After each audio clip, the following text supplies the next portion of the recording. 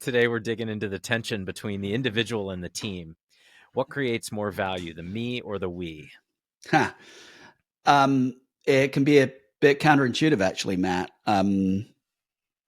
Definitely the we, but we'll get into details as to why and how. And just briefly, when we say me versus we, we're talking about what people bring to an organization in terms of the work they do themselves versus what people bring to the organization as part of a team. In other words, in terms of making the team itself better. hmm So, maybe in an example would be like maybe in sports or players, teams, things like that. Is there a parallel, and what have you seen in your research? Yeah, actually, in fact, the whole research came from that. As regular listeners to the podcast will know, we actually study sports quite a bit. And the reason we study sports quite a bit is because um, it's really interesting in the sense that it's measurable, right? You can see when a team is doing well because they win, right? You can see when a team is doing well because their results are better during the course of the season and so on. So it's a lot of these intangible things inside the workplace you can't really measure, but in sports you can measure them directly in terms of results. So that's why we do it. And what is interesting is that there aren't just single examples, there are multiple examples of situations where star players have moved from one sports team to another. And the sports team they've gone to hasn't necessarily got much better. And the sports team that they've left hasn't got better, hasn't got hmm worse. It's actually got better itself. So a great example of that was A-Rod, Alex Rodriguez. He played for the Seattle Mariners, was considered to be one of the greatest baseball players in the world, in history, in fact. 2001, leaves the Seattle Mariners, signs a massive 10-year contract. It was the largest sports contract in the world at that time. I think $250 million, something like that. Yeah. And joins the Texas Rangers. Texas Rangers doesn't get materially better. The team he left, the Mariners, get massively better after he leaves. Yeah. Cristiano Ronaldo, similar situation, comes back to Manchester United. Everybody thinks that Manchester United's um, performance is going to go up massively. It does not. If anything, it gets worse. So Yeah. these types of things happen, and they happen within sports teams. Often it's considered to be unusual that it does happen. But in reality, we see that it happens a lot, and we see the pattern doesn't just apply to sports, it applies to the rest of the world and it applies to business settings. Yeah, it's fascinating with sports because there's so much going on. If you've played a sport and you recognize like some team sports, it's just as much about the talent on the team as how they kind of feel about each other, Yeah. right? And you had Alex Rodriguez heading into Texas. Everyone in the world knew he got this crazy, ridiculous contract. Yep. So even without him doing anything, he was walking into a resentment fireball, Yeah. right? Um, and then the pressure on him to perform based on that. Who knows what his own mental state was like? Was like, oh my god, I better perform, which made him Yeah. worse, right? Yeah. Maybe Yeah. when it's all psychology of the players around, the players themselves, and the outside perception and pressure that changes in a work setting. It's even tougher because A, you can't measure it, right? And Yeah. B, Or it's hard to. You can. There are yeah, certain yeah, things you can yeah, do, but it's hard. The interesting thing there, though, Matt, is that I think if you look back at the data, you'll see that his performance isn't materially worse. There is an element of that, yeah, right? right.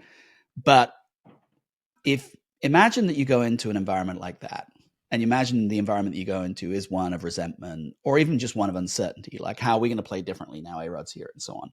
Yeah. If everybody else's performance gets diminished by, I don't know, 5%, the Mm, margins are so small in sports that if everybody's performance goes down by 5%, you've turned a yeah, good team into a worse team by joining. And yeah, that, I think, is one of the interesting lessons to be learned here, right? You bring in the star performer to your team, with the goal that, just their arrival is going to make everybody better. Mm-hmm. But if all the intangibles shift 3%, 4%, 5% by virtue of this new person coming in, you've potentially made that team a worse performing team than it would have been otherwise. It's a little bit of a tangent, but also sports related. If you followed Ted Lasso, as I recall, Mm-hmm. Part of the arc of the story there was, Jamie Tart was the star, the ego. Yeah. And they brought in a guy who was the super guru at some point, one of the seasons, and he actually made the team realize they should work better together. Yes. The superstar came in, and made Jamie Tart a better player because he became a team. Like, it was like this boiled into story arc also makes a lot of sense.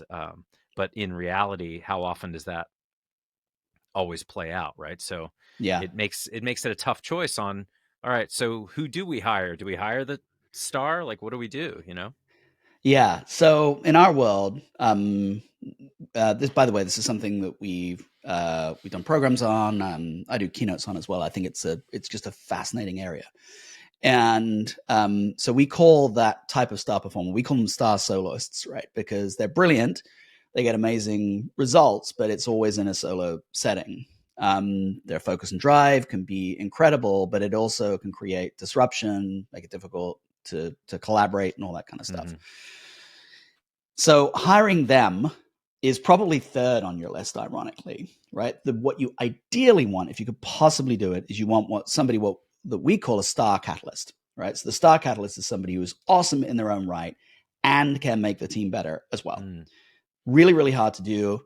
To go back to sports, the famous example of that is actually documented in The Last Dance for folks who've seen that, right? Where Phil Jackson is persuading Michael Jordan, to shift from sort of solo to team-oriented play.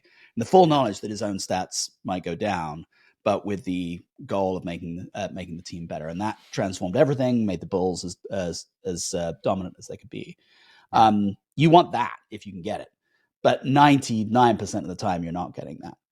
So before you get to that kind of like star soloist thing, you really, really want to, if you can't do it, you want to go for what we call a team amplifier.